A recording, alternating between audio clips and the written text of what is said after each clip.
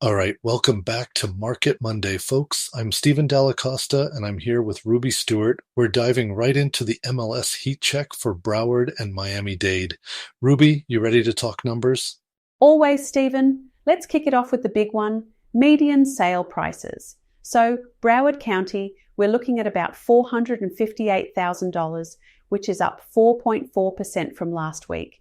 Miami-Dade's even higher, sitting at roughly $571,000, and that's a 5 to 6% jump year over year. That's not pocket change.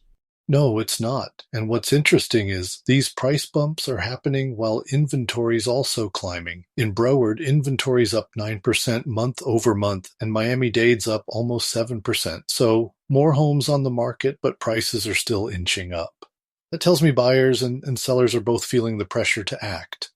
Yeah, and for buyers, that means you've got a bit more negotiating power than you did, say, last summer. But sellers, don't panic. If you prep and price right, you're still in the game. Stephen, didn't you have a client who basically watched these weekly price moves like a hawk? Oh, absolutely. I had a couple relocating from New York. They were tracking the median price every Monday, waiting for that little dip. When Broward's median dropped by just a couple grand, they pounced. Ended up saving enough to cover their closing costs. It's not always about waiting for a crash. Sometimes it's just about timing those micro shifts. I always say the market's a living thing. You got to watch its heartbeat. That's a bit poetic for a Monday, but I'll take it. All right, so prices are up, but so is inventory. Let's talk about how fast or slow these homes are actually moving. So, days on market. Broward's average is about 75 days now, which is up 38%. Miami-Dade's even longer, 87 days, up by at least 15 days from last month. That's a lot of weekends spent at open houses, mate.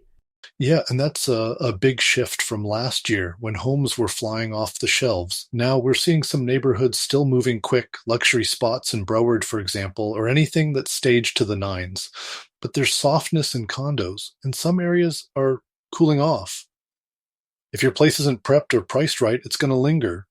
I felt that firsthand when I was hunting for a rental last year. I'd see a place sit for like 2 months, and I'd start wondering what was wrong with it. But then, the ones that were staged well or had a fresh coat of paint, gone in a week. Days on market became my little cheat code. If it was new, I knew I had to move fast. If it was old, I'd start asking for a deal.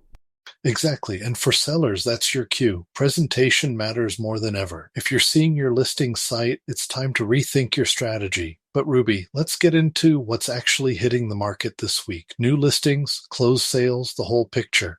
All right, so new listings. Broward's inventory is up over 30% year over year, and Miami-Dade's up too. That means more competition for sellers, but more options for buyers. We had about 12,400 homes on the market in Broward and nearly 20,000 in Miami-Dade. That's a lot of choices, but it also means you can't just list and expect a bidding war. And closed sales are down. Broward saw about 986 closings, which is a 5.5% drop month over month. Miami-Dade had just under 2,000, down 16%. So fewer deals are actually getting done, and most Miami-Dade homes are selling below list price. That's a big shift from the frenzy we saw a couple years ago. Yeah, and it's starting to look like a buyer's market, especially in Miami-Dade.